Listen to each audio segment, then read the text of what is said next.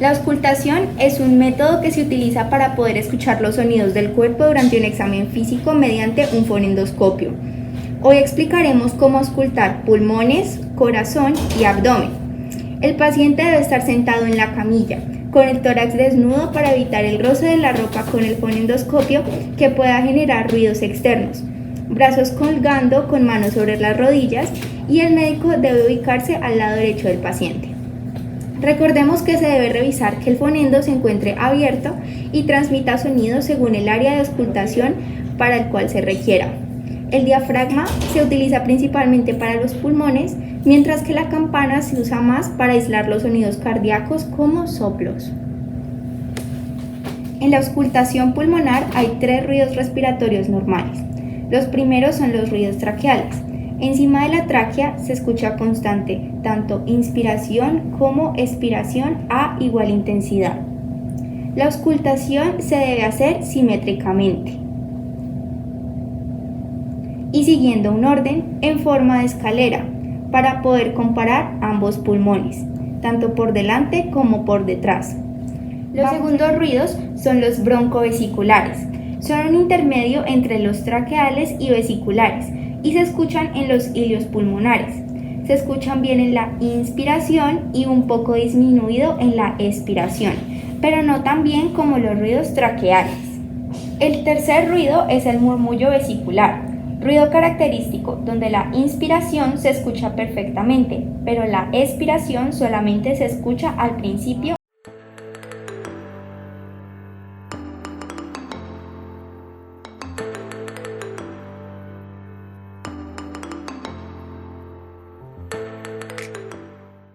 Auscultación de la voz.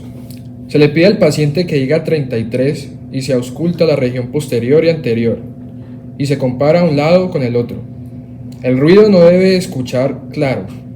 Si este suena, es porque hay una alteración en el pulmón. La utilidad de este examen es determinar si existe alteraciones en la composición pulmonar. Normalmente el pulmón, al estar lleno de aire, no es un buen transmisor de la voz. Por ende, la voz no se escucha clara. Pero en caso de haber presencia de masas o estructuras sólidas, la voz podrá transitar por el pulmón con mayor intensidad. Es decir, si la escucho clara, debe ser que hay algo transmitiendo el sonido, como una masa. Señor Frank, por favor diga 33. 33.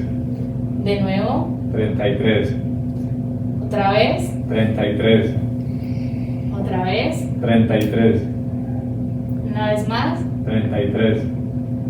Otra vez. 33. Otra vez. 33. Otra vez. 33. Ahora continuaremos con los ruidos pulmonares anormales. Iniciaremos con las crepitaciones finas o estertores finos.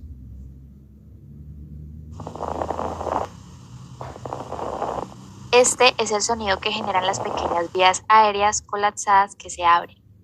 A continuación escucharemos los estertores gruesos.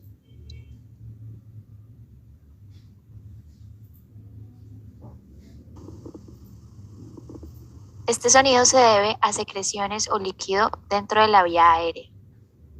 Para continuar tenemos las sibilancias.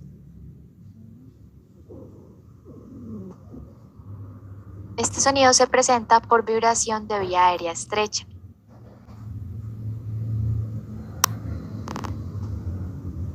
El roncus, como pueden escuchar, es similar a las sibilancias, pero existe asociado a secreciones o líquido. A continuación escucharemos el sonido del estridor. Este se produce por estrechamiento de vía aérea superior. Para continuar tenemos el sonido del roce pleural.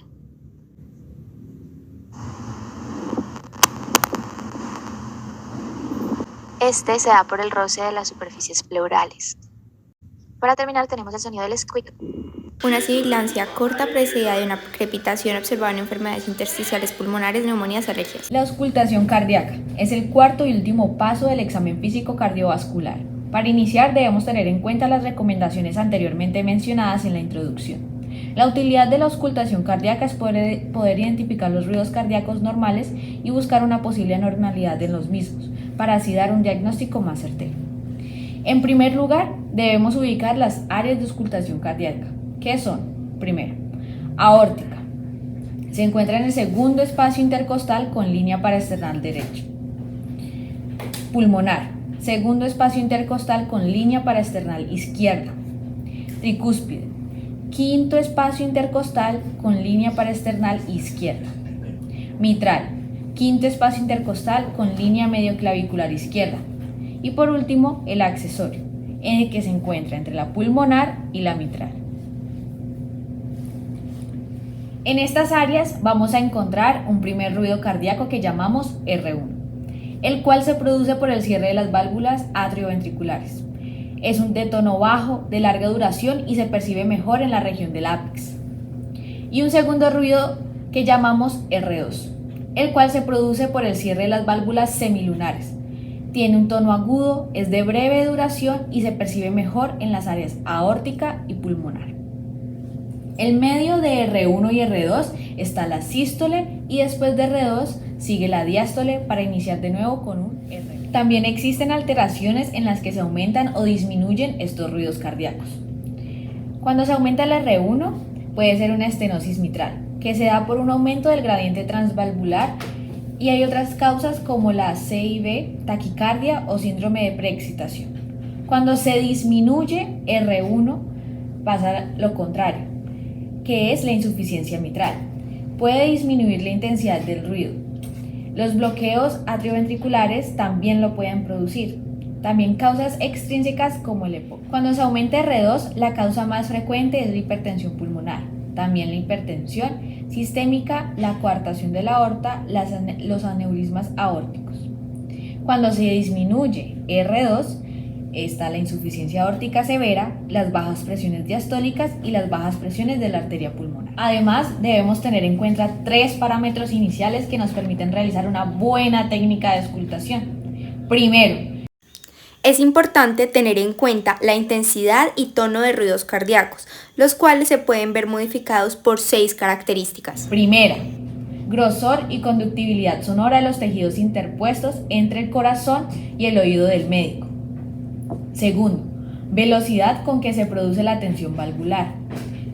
Tercero, la mayor o menor distancia entre el origen y el fonendoscopio. Cuarto, estado anatómico del aparato valvular. Quinto, interferencia de la contracción ventricular con la posición de las válvulas atrioventricular. Sexto, presencia de líquido en la cavidad pericárdica. Por último, tenemos el ritmo. En adultos la frecuencia normal que da el nodo sinusal está entre 60 a 100 latidos por minuto. En niños, entre menos edad, la frecuencia cardíaca es mayor. El corazón tiene un ritmo dado por 2 cierres valvulares en la parte superior y abajo, que nos generan un ruido de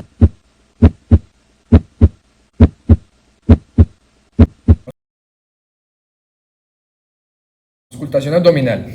Esta es la segunda parte del examen físico de abdomen, después de la inspección y antes de la palpación y percusión. Esto debido a que se debe descartar la presencia de soplos que indiquen posibles aneurismas, porque se corre el riesgo de lesionarlos. La auscultación abdominal tiene una utilidad un poco limitada. Tenemos 3 utilidades. La primera es escuchar los borborigmos, ruidos hidroaéreos o el peristaltismo intestinal. Estos son producidos por el movimiento del intestino a medida que impulsan el alimento. Su frecuencia es variable, aproximadamente entre 5 y 35 ruidos por minuto, porque depende del momento en el que el paciente está haciendo su movimiento peristáltico. Estos ruidos primero se disminuyen cuando hay ilio, parálisis del intestino, obstrucción intestinal en fases tardías, y aumentan cuando hay presencia o cuadros gastroentéricos, diarrea, aumentos de gases, obstrucción intestinal en fases iniciales. La segunda utilidad es en soplos abdominales, especialmente cuando hay aneurismas. Se ausculta el epigastrio, donde se ubica la aorta abdominal, y posteriormente las arterias ilíacas, en las fosas derecha e izquierda respectivamente. Por último, tenemos una utilidad que es la de en pacientes embarazadas para auscultar fetocardia.